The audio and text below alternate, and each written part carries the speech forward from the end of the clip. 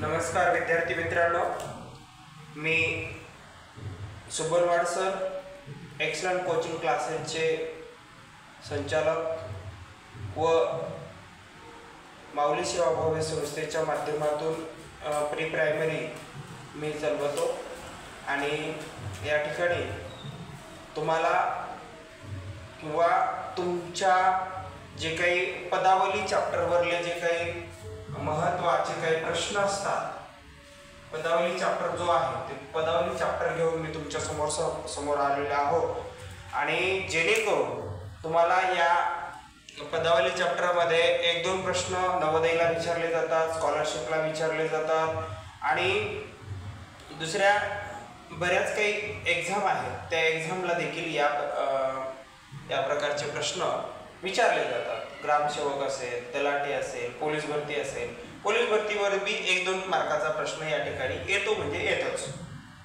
म्हणजे अशा प्रकारे पदावली जो हा चॅप्टर आहे, मग आता नेमकं पदावली म्हणजे काय हा महत्त्वाचा प्रश्न आहे। दोन संख्या एकत्रित येणे किंवा वजाबाकी करणे, गुणाकार करणे किंवा भागाकार करणे, एखाद्या संख्येमध्ये क्रिया होणे याला आपण काय म्हणू, पदावली म्हणू। आता हे 21/3 आहे, त्याचं सोल्युशन ज्यावेळेस होतं ती पदावली जाईल। ही एक पदावली आहे, त्याला आपण काय म्हणतो, पदावली असे म्हणतो। मग आता पदावली सोडवण्याचं जे काही सूत्र आहे ते सूत्र फार महत्त्वाचं आहे, ते तुम्हाला येणं गरजेचं आहे।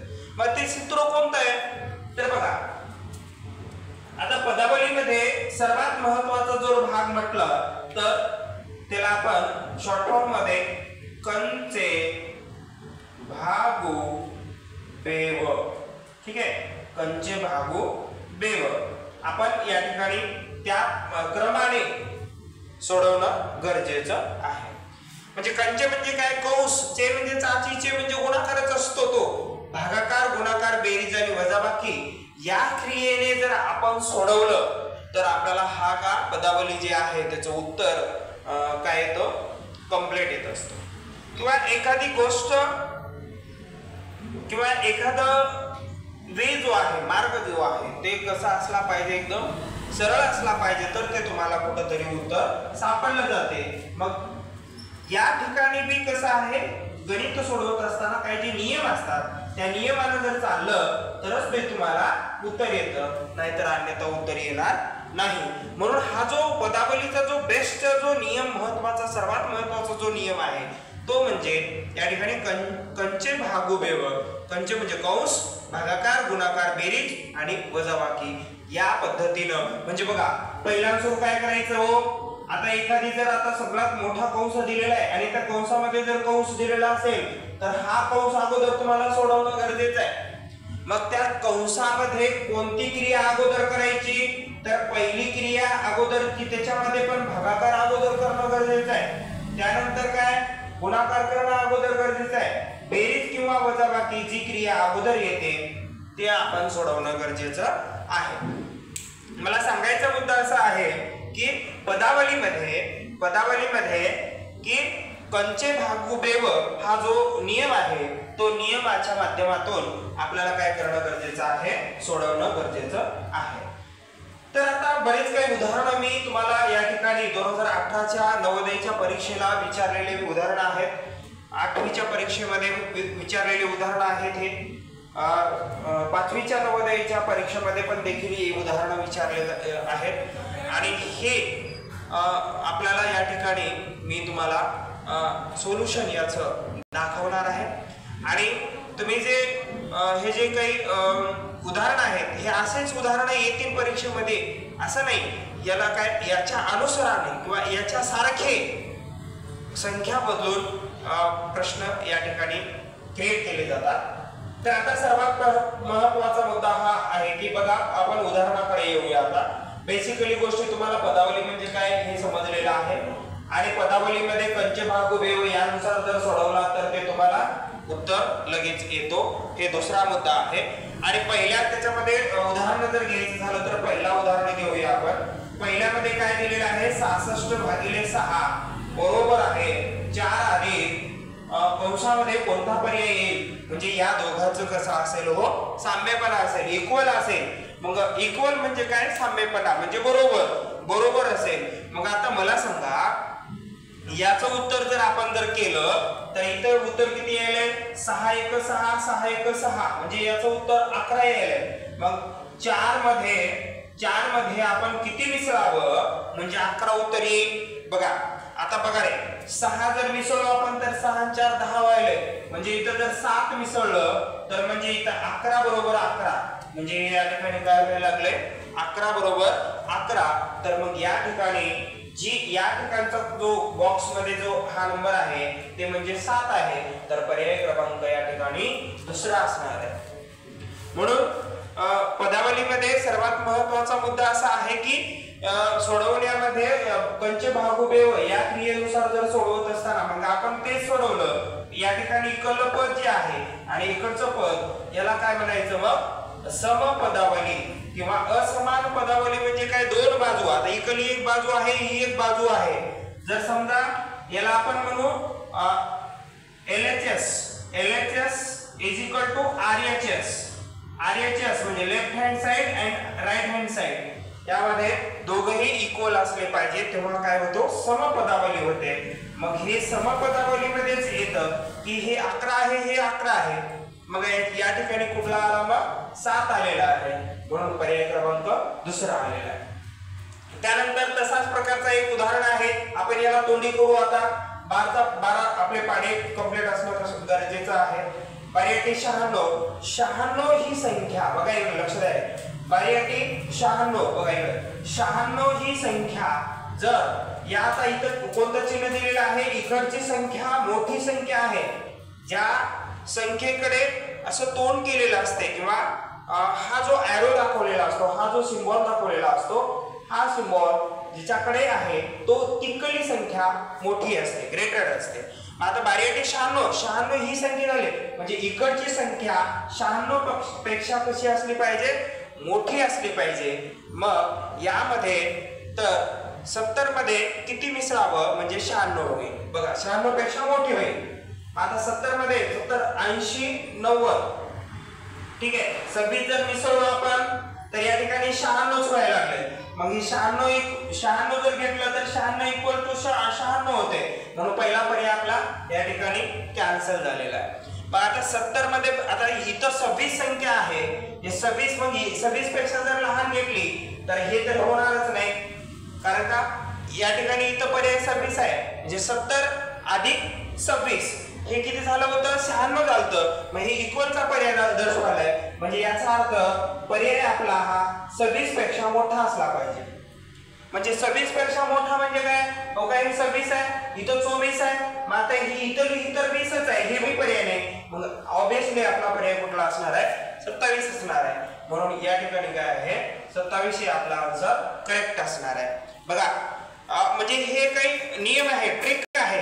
आणि ट्रिकनं जर तुम्ही चलत गेला तर तुम्हाला लवकरात लवकर उत्तर सापडतं. मग फक्त तुम्ही एवढंच करायचं नाही की हे करायचं, हे मेथडनं करत बसायचं नाही. हेच करा मग पुन्हा हे ठेवून बघा, ते ठेवून बघा, असं काहीच करत बसायचं नाही.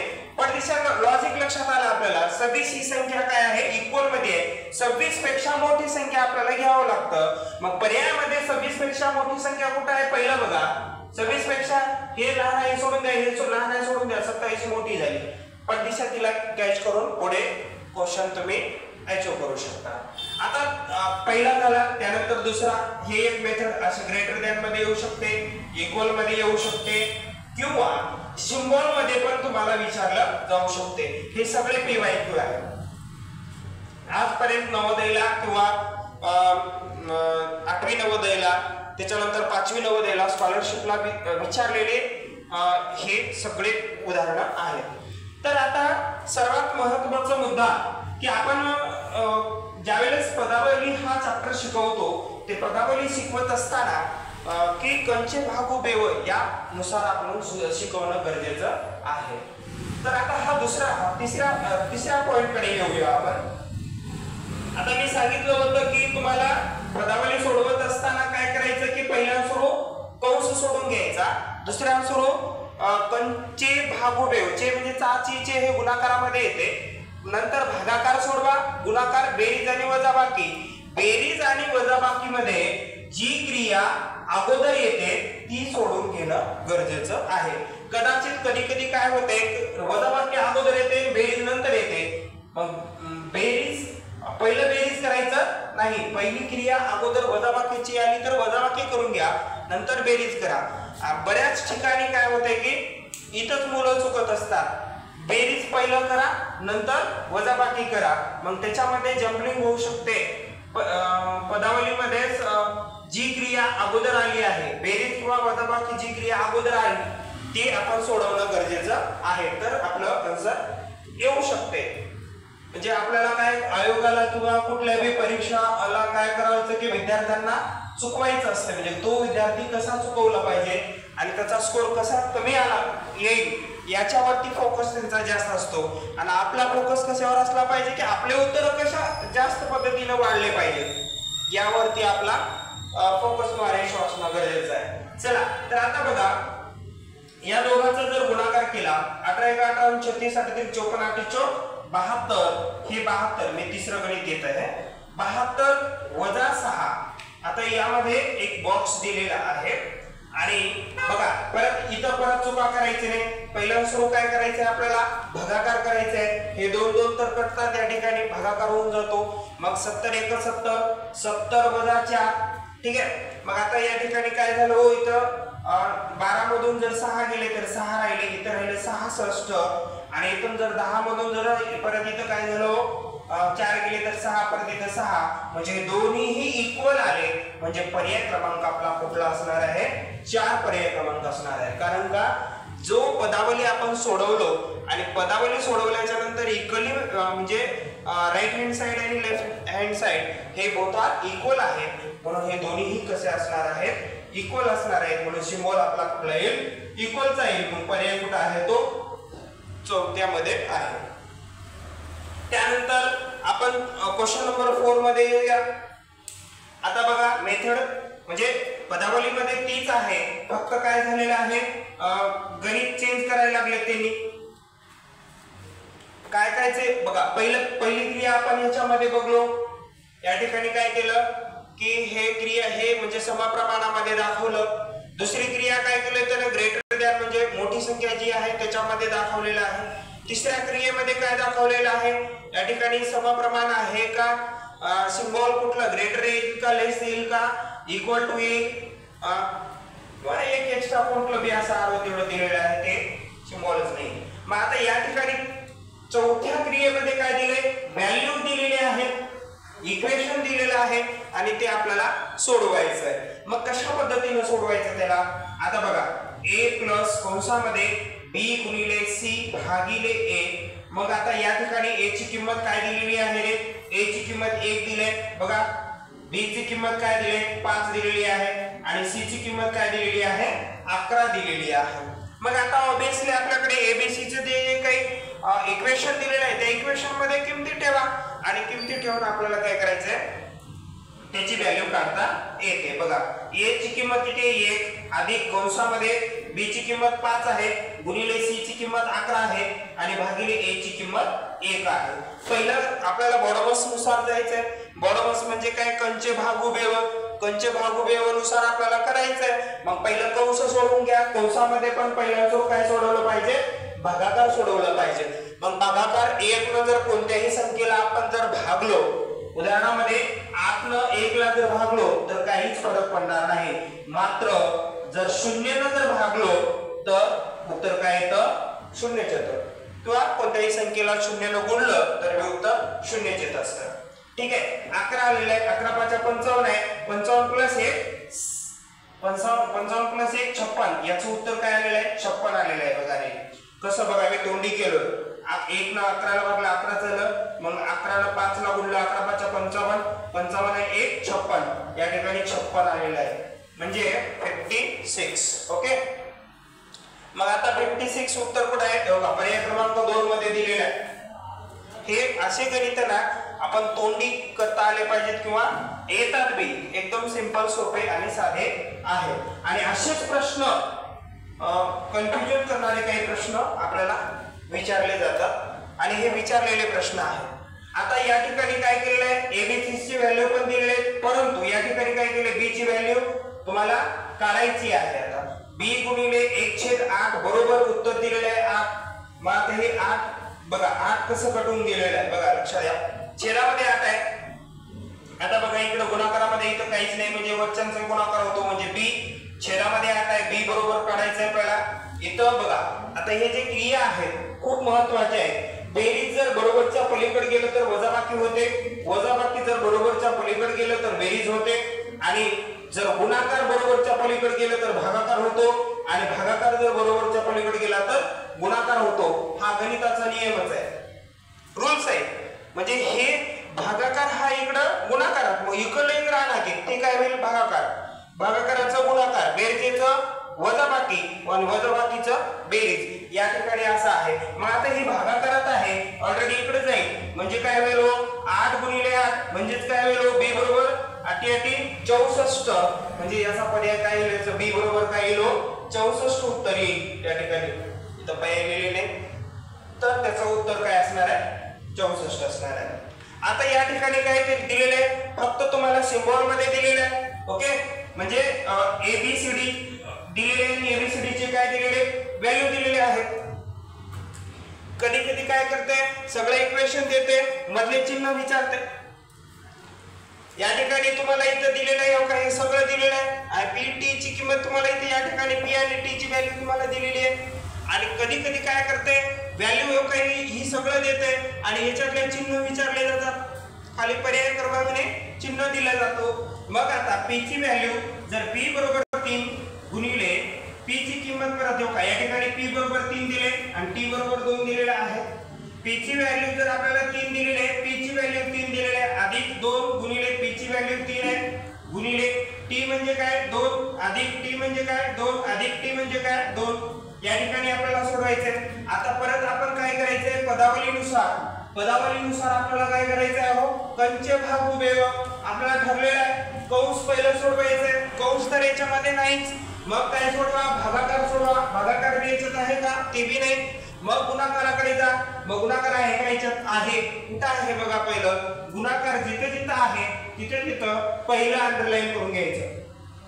पहिलं गुणाकाराची क्रिया करून घ्या. 3 त्रिक 9, अधिकला अधिक, 3 दोन्ही 6, 6 दोन्ही 12, या ठिकाणी 12. आणि याचं जर बेरीज आहे आपण ऑलरेडी करून टाकून या बघा. 9 10 11 12 13 14 15, 15 ला 5 चला 1, म्हणजे याचं उत्तर आलेलं आहे 25. आता काय होतंय, कधी कधी आपण चुकत असतो कुठं, की बेरजेलाच गुणाकार जर म्हणून जर करत गेला की तो पर्याय चुकला असतो. मग पहिल्याच पर्यायामध्ये जर त्याचं उत्तर गुणाकारामध्ये स्वरूपात केलो की ते आपलं चुकून जातं आणि पहिला पर्याय आपण टिक करतो आणि आपलं उत्तर एकतर वेळ बी वाया जाते आणि आपलं उत्तर बी चुकतं. म्हणून ह्या क्रिया आपले बऱ्याच ठिकाणी होत असतात. तर आता हे झालं तुमचं 25. आता नॉर्मली आपण थोडंसं मी एक क्वेश्चन मी घेतो की जेणेकरून त्याच्यामध्ये कंस आला पाहिजे आणि कंसामधला कंस आला पाहिजे, ही बी क्रिया तुम्हाला समजणं गरजेचं आहे. आणि एवढं एक उदाहरण झालं की अशाच उदाहरणाची तुम्ही स्वतः या ठिकाणी सराव करू शकता आणि सराव करून ही पदावली जो बीट आहे ते पदावली अतिशय सोप्या पद्धतीमध्ये तुम्हाला समजून जाईल. तर आता एक महत्त्वाचं उदाहरण घेतो मी की कंस घेतला आपण चौकोनी कंसामध्ये 28/2 कंसामध्ये परत कंस 30/4 गुणिले 5 भागिले 5 अधिक 4 वजा 2 कंस बंद